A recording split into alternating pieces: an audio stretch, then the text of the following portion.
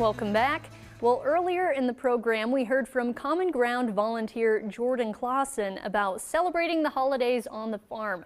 That interview will be on our Facebook page a little bit later, but now Jordan is back with a recipe to share. Today, she's showing us how to make pumpkin pie.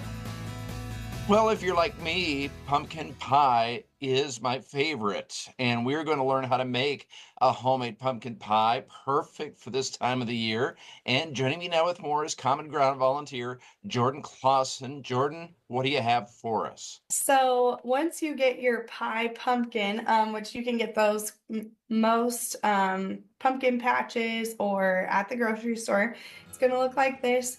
You'll cut out the top and scoop out the guts. So obviously that, you're left with the seeds. You can roast these with some savory seasonings. And then I slice it into more pieces and put it in the oven at 400 with the cut side down. And you're going to kind of be left with, I slice them into smaller chunks like this. So you'll be left with this. And then you peel this back layer off of the pumpkin, and then you'll put it into a food processor, and that will end up looking like this. So it is a darker pumpkin. Once you get your pumpkin puree, then you can go ahead and start making your pumpkin pie, in which case, what I do is I use evaporated milk, 2 large eggs, sugar, brown sugar, ground cinnamon, ground ginger, nutmegs, cloves, salt, and vanilla extract. And what you'll do is you'll take your crust and you'll want to bake it for a little bit in the oven, about 10 minutes or so. And you can use a pre-made crust or make your own.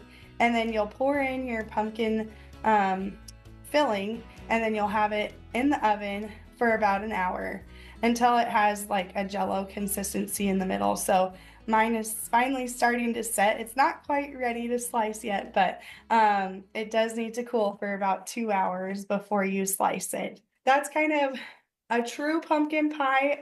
I didn't know that until my mother-in-law started making things from homemade pumpkin, and I was like, wow, there's just so much more of a pumpkin flavor. And she was like, yeah, it's because I'm making it from scratch. So you can always take this puree and freeze it, and we suggest like a 2-cup increment, so that way you have enough for any of the recipes that you want to make. Is there anything else we should know?